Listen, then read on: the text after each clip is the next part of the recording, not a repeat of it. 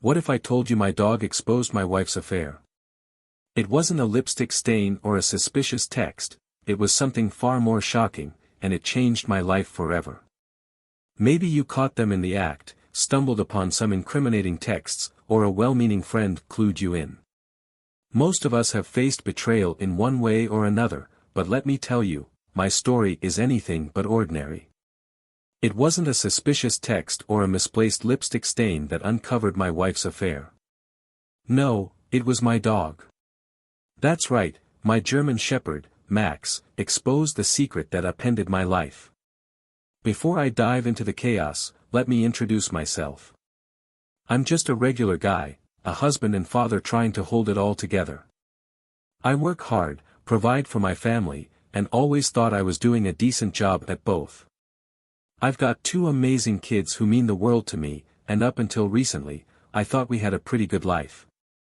Funny how quickly that illusion can shatter, isn't it? My wife, let's call her Sarah, is a remarkable woman. The kind of person who turns heads without even trying. I'll admit, I was proud of that once. Sarah has this magnetic energy, this charm that pulls people in.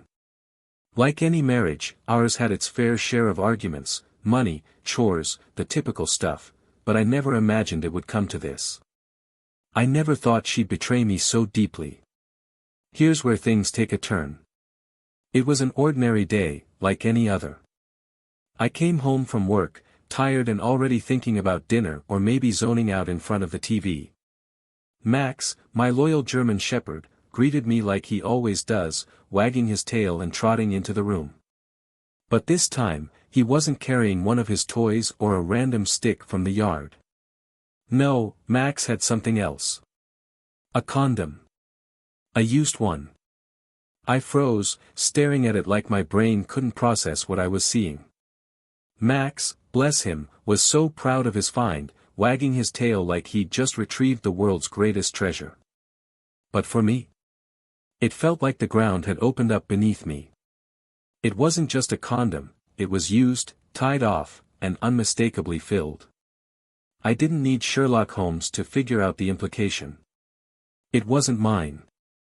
As my heart pounded in my chest, my thoughts went into overdrive. While I was at work, someone else had been in my house, in my bed, with my wife. And here was the undeniable evidence, dangling from Max's mouth like the world's cruelest punchline. Most people might have exploded right there, yelling, throwing things, storming out in a rage. But that's not my style. That's not how I handle things. This is where my story begins. I didn't panic. I didn't make a scene. Instead, I planned. Right there, staring at the evidence in Max's mouth, I decided I wouldn't let my rage dictate my next move. No, I would handle this on my terms. If she was going to betray me, I would make her pay in a way she'd never forget. I took the condom from Max and, instead of throwing it away, I walked into the kitchen, my mind racing. What was the best way to handle this? How could I make her feel the weight of what she'd done, but in a way that put me in control? That's when it hit me, an idea so twisted, it shocked even me. I decided to make milkshakes. 2, to be exact, 1 for me and 1 for her. But hers? Hers would have a little extra flavor. I dropped the used condom into the blender, contents and all, blending it right into the milkshake as if it were just another ingredient. Was it sick? Absolutely. But in that moment, my mind was clouded by betrayal and the need for retribution. I wanted her to experience, in some warped symbolic way, the same disgust I felt knowing what she'd been doing behind my back. Once the milkshakes were ready, I called her into the kitchen. "Hey, babe, made you a milkshake," I said, keeping my voice casual, as if everything was perfectly normal. She walked in, smiling as if she wasn't sneaking another man into our home while I was at work. Smiling, as if our marriage hadn't been reduced to this. She took the glass from my hand and sipped it without a second thought. Her face immediately scrunched up. "This tastes weird," she said, her eyes narrowing slightly. I leaned back against the counter, fighting to keep my composure. It's a secret ingredient, I replied with a straight face. She laughed and took another sip. What is it? She asked, her tone playful, completely unaware of what she was drinking. That's why it's a secret, I said, watching as she finished the glass. Every sip felt like vindication. Afterward, I casually walked to the living room, sat down on the couch, and flipped on the TV, acting like nothing had happened. My heart was pounding in my chest, but I knew I couldn't let it show. This wasn't the time for a confrontation. Not yet. Letting her see my anger would have been a victory for her, and I wasn't about to give her that satisfaction. This wasn't just about revenge, it was about strategy. I wasn't looking for a quick, impulsive outburst. I was thinking about the long game. The moment I blended that milkshake, I knew my marriage was over. I knew I'd be filing for divorce. But walking away wasn't enough. I didn't just want to end it, I wanted to come out on top. I wanted to win. I knew that if I wasn't careful, the fallout from this would leave me with nothing. My kids meant everything to me, and I couldn't let them become collateral damage. But the harsh reality is, when it comes to custody battles, the system often favors the mother. Sarah could easily play the victim, shed a few tears, and walk away with the kids, the house, and everything else. I couldn't let that happen. I had to think strategically, stay one step ahead. So I stayed calm. I kept up the facade of the devoted husband, all while knowing she was drinking that milkshake, completely unaware of what I knew.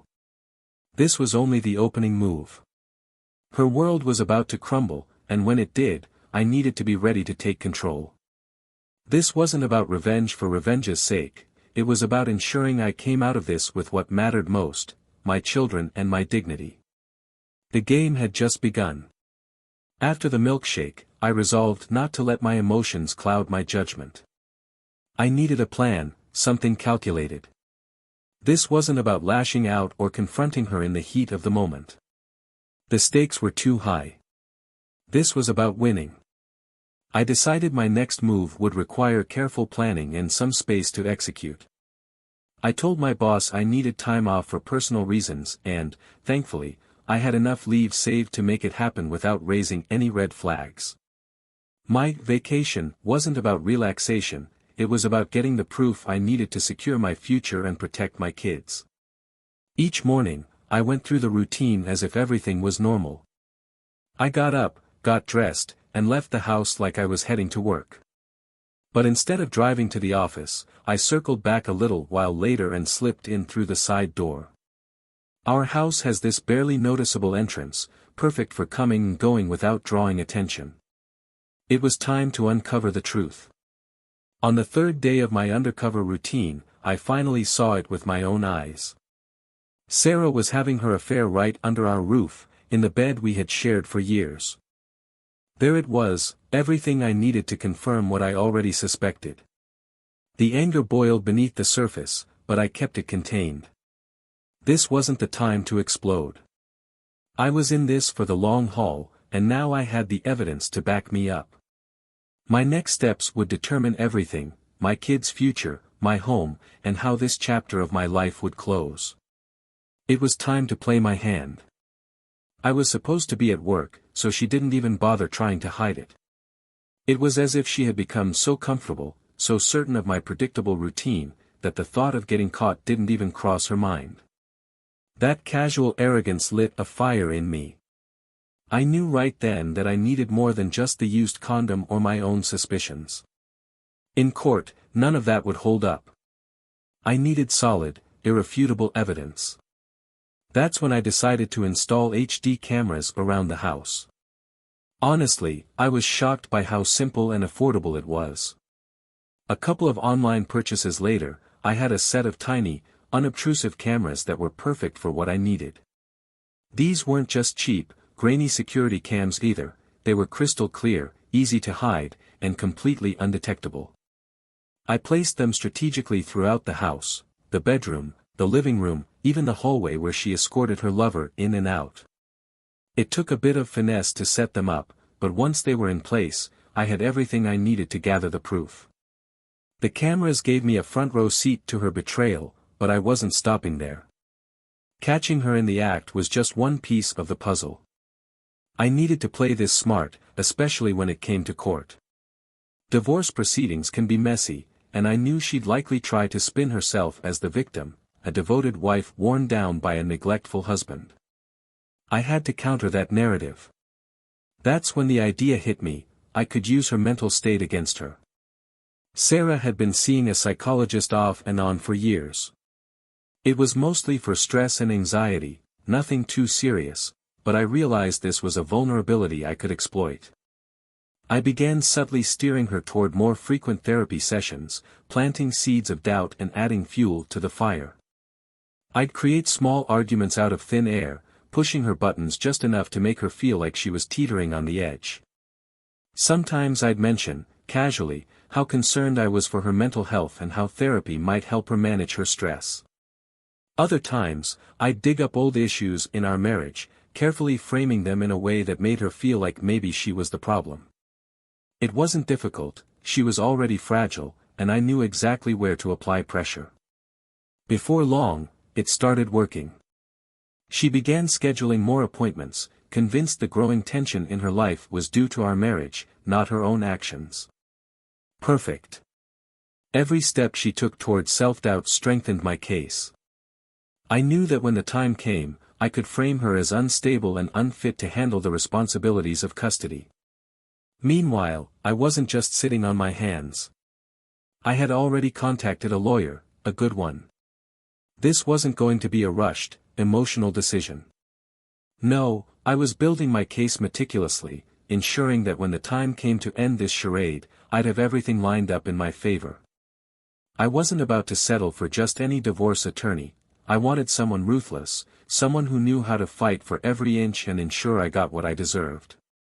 When I explained the situation, my lawyer wasted no time advising me on the steps we needed to take. We started meticulously documenting everything. Every bit of evidence I collected from the hidden cameras, every suspicious charge on her credit card statements, every late-night outing she tried to pass off as nothing, it all became part of the case we were building. With each passing day, I got closer to my goal. Sarah had no idea what was coming. She believed she was getting away with her affair, and as long as I played dumb, she kept slipping. Those cameras eventually gave me exactly what I was waiting for: undeniable proof. I had a full-on recording of Sarah with her lover in our own bedroom. The footage wasn't grainy or open to interpretation, it was crystal clear, leaving no room for excuses. Watching it was a gut-wrenching experience. The emotions that coursed through me were hard to define. Anger, betrayal, sadness, they all blended into a painful realization: the woman I thought I knew, the woman I had built a life with, was a stranger. Seeing her like that, so unbothered by the sanctity of what we had built together, was like a dagger to the heart. But I couldn't let those emotions control me. This wasn't the time for outbursts or reckless decisions. Timing was everything, and I intended to strike when it would hurt her the most. Behind the scenes, my lawyer had been working tirelessly. The paperwork was ready, the evidence organized, and the strategy in place. All I had to do was give the green light. But I knew I needed to wait a little longer. The moment had to be perfect. I wanted Sarah to feel the full weight of her actions, to understand what she had thrown away. Every day felt like a countdown, and with each passing moment, I watched her go about her life, blissfully unaware of the storm that was about to hit. When the time came, I didn't just confront her, I exposed her. The truth came out like an avalanche, and there was no way for her to deny it. I shared the evidence with close friends and family, not out of spite, but to ensure she couldn't twist the narrative. The people in our lives were shocked. Some couldn't believe it, others were disgusted, and a few reached out to me with sympathy. Sarah's carefully crafted image as a loving, devoted wife was shattered overnight. The fallout was swift and brutal. She became the subject of whispers and judgment, her perfect little world crumbling around her. She tried to save face, but it was too late. The truth was out, and there was no taking it back. Her anger finally boiled over, and she exploded during one of our confrontations. "You're a monster," she screamed, her voice shaking with fury. "I never loved you, not once." Her words, once capable of cutting me to the core, didn't hurt anymore. I just stood there, watching her unravel, her anger bouncing off me like raindrops on a windshield. I had already moved past the pain she caused me.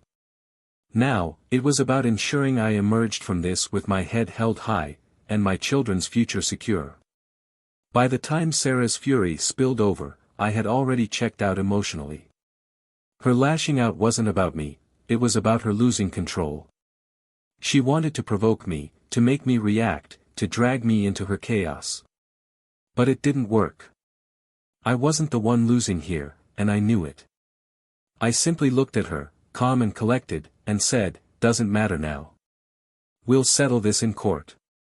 My lawyer and I had prepared meticulously. We went over every single detail, strategizing to ensure there were no loose ends. By the time we sat down in front of the judge, I knew exactly how things were going to play out. This wasn't about winging it or hoping for the best, I was ready to dismantle her case piece by piece. When it was my turn to speak, I didn't hold back. I laid it all out, the proof of her infidelity, the late nights, the suspicious spending, and the crystal clear footage. But I didn't stop there. I brought up her mental health struggles, not to paint myself as an unsympathetic husband, but to show how I had supported her. I framed it as concern, explaining how I had encouraged her to seek help, how I had done my best to keep things together for the sake of our family. Sarah sat across from me, pale and silent, completely unprepared for the case we had built. But then, as if sensing she was losing ground, she tried to flip the narrative. "He's a criminal," she shouted, standing up abruptly.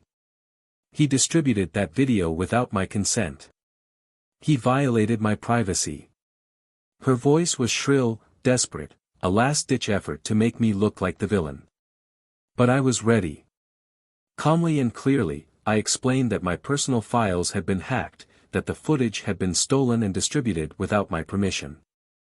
I didn't give her accusations any more weight than they deserved, and the evidence backed me up. The long game had paid off. In the end, the court ruled in my favor. I was granted full custody of the kids, with Sarah allowed visitation only by agreement and under supervision. She lost the house, the respect of her friends, and the illusion of stability she had clung to. As I walked out of that courtroom, I knew I had won, not just the legal battle, but my future. I had my kids, my dignity, and my life intact. Sarah. She was left with nothing but the wreckage of her own choices. And as satisfying as that victory felt, I wished it could have ended there. But it didn't. Turns out, she wasn't done with me yet. What happened next was something I couldn't have predicted. The call came out of the blue, but the moment I heard my lawyer's voice, I knew something was wrong. He was calm, but there was a tension in his tone that sent my stomach into freefall. "We've got a situation," he began.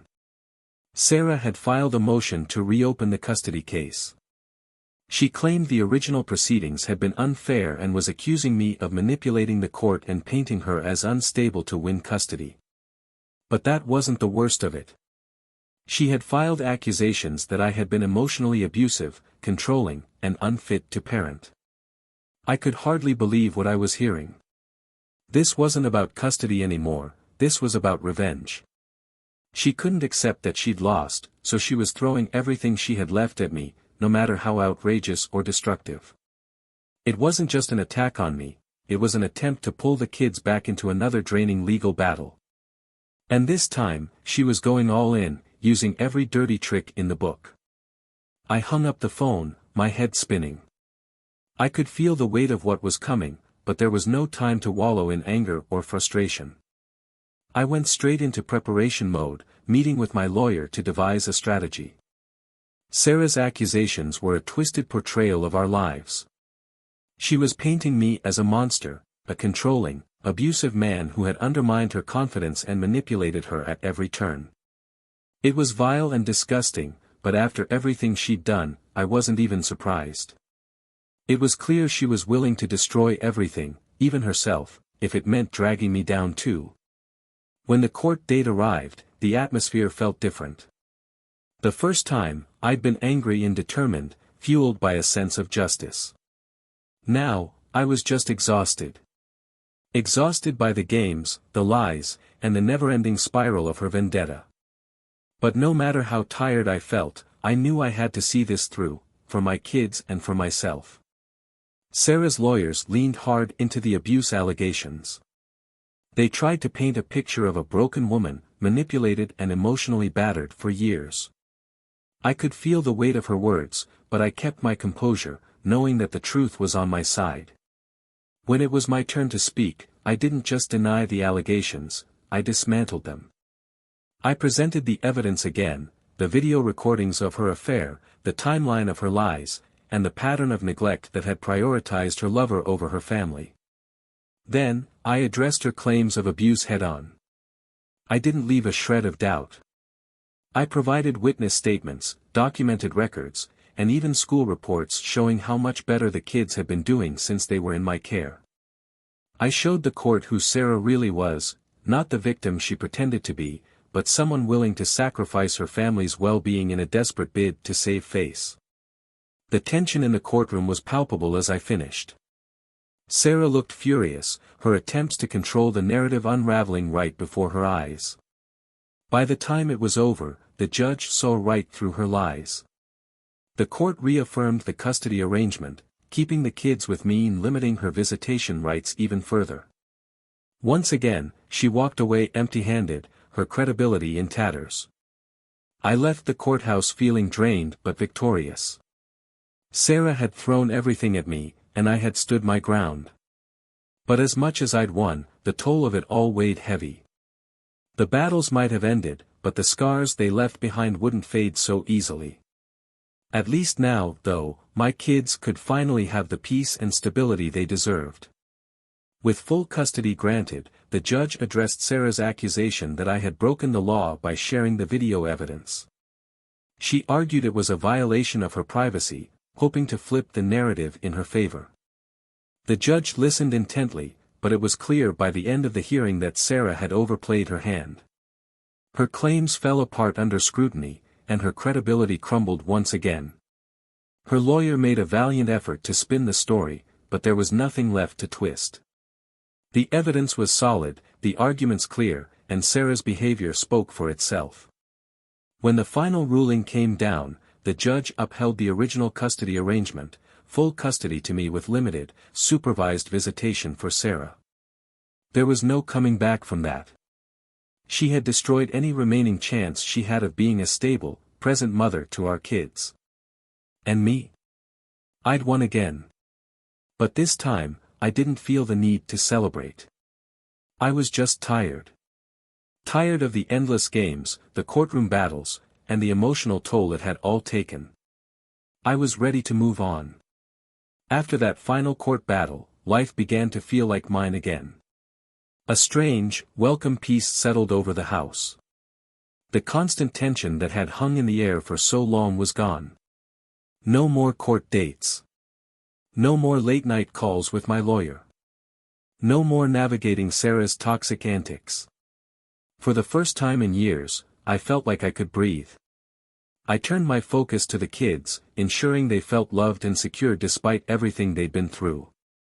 I made it a point to be present for them, movie nights, playing outside, even cooking meals together. Slowly, I rebuilt our home life into something stable, something warm. With that newfound peace, I also began cautiously dipping my toes back into the dating world. At first, I was hesitant. Trust doesn't come easily when you've been burned the way I had. But I took things slow, careful not to rush into anything. That's when I met Lisa. She was everything Sarah wasn't, grounded, kind, and genuine. Most importantly, she didn't play games. There was no drama, no manipulations, just an honest connection that felt refreshing. We clicked immediately. While I was building a new chapter for myself, Sarah's life seemed to spiral further. She got involved with someone new, a guy whose reputation preceded him. Rumors swirled that he was as controlling and manipulative as she was. It didn't take long before their relationship started making waves, adding more chaos to her already crumbling life. Meanwhile, I stayed focused on what mattered, my kids, my peace, and this new, hopeful chapter with Lisa. For the first time in a long time, the future looked bright. The stories started trickling in from mutual acquaintances, how Sarah's new relationship was as volatile as a powder keg. Public arguments, him belittling her in front of others, and an undeniable spiral into dysfunction. It was ironic, really. For years, Sarah had controlled every aspect of our marriage, manipulating and gaslighting me, making me feel like I was always the one in the wrong. And now, she had found someone who treated her the way she had treated me, a bitter reflection of her own instability. People who once sympathized with her had distanced themselves. They saw the chaos she brought into her life and knew better than to get involved in her mess. She was burning bridges faster than she could build them, leaving her increasingly isolated. One day, my youngest asked me a question that stopped me cold. "Dad, why doesn't Mom come to see us anymore?" he asked, his voice tinged with confusion and hurt. It broke me to hear it. Sarah's new relationship had taken over her life, eclipsing everything else, including her children. She had missed yet another scheduled visit, too wrapped up in her own drama to show up for the kids who still wanted her in their lives. Her selfish choices were creating wounds they didn't deserve. The downward spiral continued, and I started getting messages from friends. They'd ask if I'd heard about her latest public meltdown or seen her increasingly erratic social media posts. One day, she'd post over-the-top declarations of love for her boyfriend, the next, she'd share cryptic, bitter messages about betrayal and lies. It was a train wreck, and she was behind the wheel, steering it straight off the rails. Meanwhile, my life remained steady. I refused to engage with her chaos and kept my kids as far removed from it as possible. They didn't need to see the wreckage of their mother's life. They needed stability, love, and a drama-free home. Then, out of the blue, Sarah called me.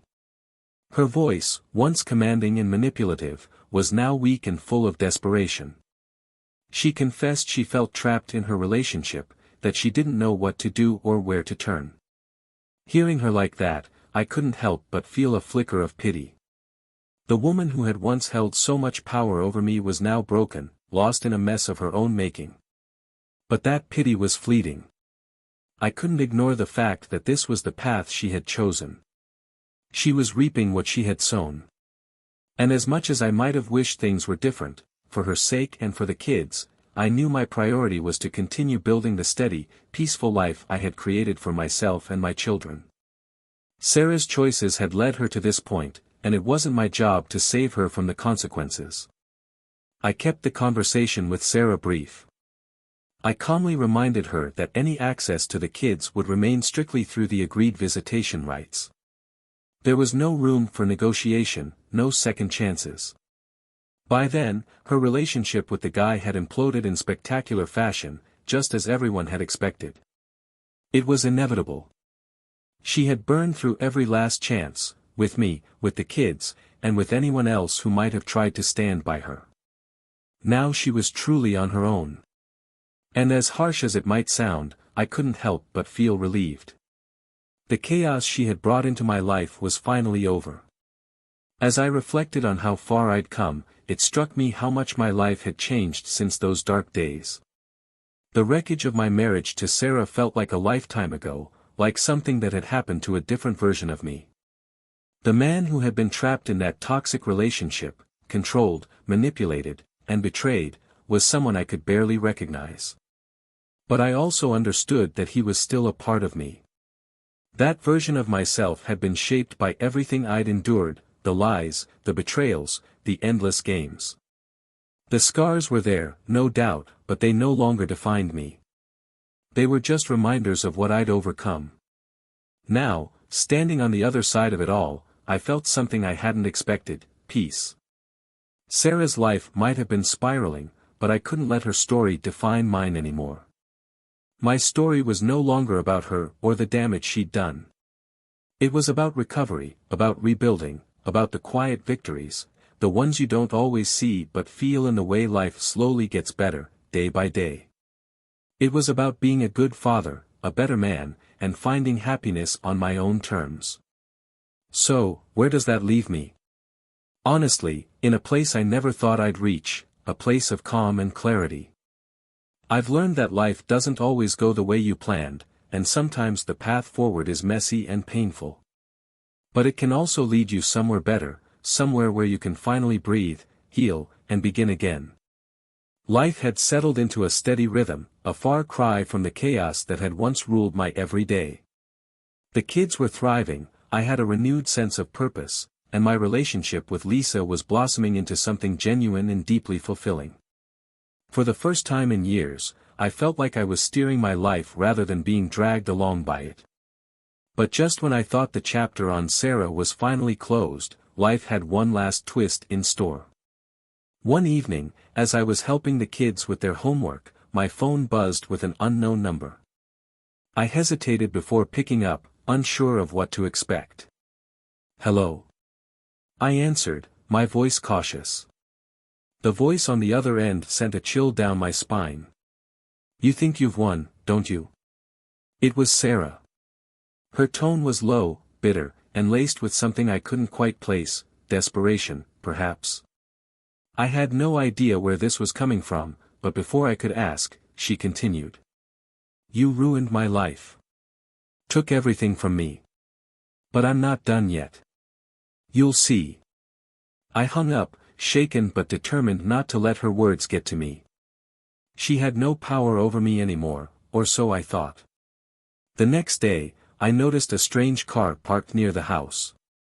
At first, I brushed it off, but when it was still there hours later, my gut told me something was wrong. I decided to take a closer look, and as I approached, the car peeled away, tires screeching down the street. That night, Lisa and I found a note slipped under the door. "I know where you live." It was unsettling, to say the least. I contacted the police and filed a report, explaining the history with Sarah and her recent unhinged behavior. They assured me they'd keep an eye on the situation, but I couldn't shake the feeling that something bigger was brewing. A week later, everything came to a head. I was at home with the kids when the doorbell rang. When I opened it, I was stunned to see Sarah standing there, visibly disheveled and holding a stack of papers. Her face was gaunt, her eyes wild. "You're going to listen to me," she said, forcing her way inside. My heart raced as I quickly ushered the kids into another room. "Sarah, you need to leave," I said, my voice steady but firm. "No," she screamed, throwing the papers at me. "You took everything. My life, my kids, my dignity. You think you can just walk away and be happy?" Her accusations were incoherent, spiraling into nonsensical claims about conspiracies and sabotage. I realized this wasn't just anger, this was a full-blown breakdown. I dialed the police as calmly as I could while she continued to rant. When they arrived, Sarah was still yelling, accusing me of every crime imaginable. She resisted as they escorted her out, screaming about how I had destroyed her life. It was a heartbreaking, chaotic scene, but also a moment of clarity for me. Sarah's spiral had reached its inevitable end, and while it was tragic, I knew I had done everything I could to protect myself and my kids. That night, as I tucked my children into bed, I felt a deep sense of gratitude. Despite the drama, the threats, and the fear, we had made it through. Our home was safe, our lives were stable, and the future felt brighter than ever. From that moment on, I resolved to leave the past where it belonged, behind me. I didn't just survive Sarah's betrayal, I rose above it, building a life full of love, hope, and possibility. The chaos was over, and for the first time in years, I felt truly free.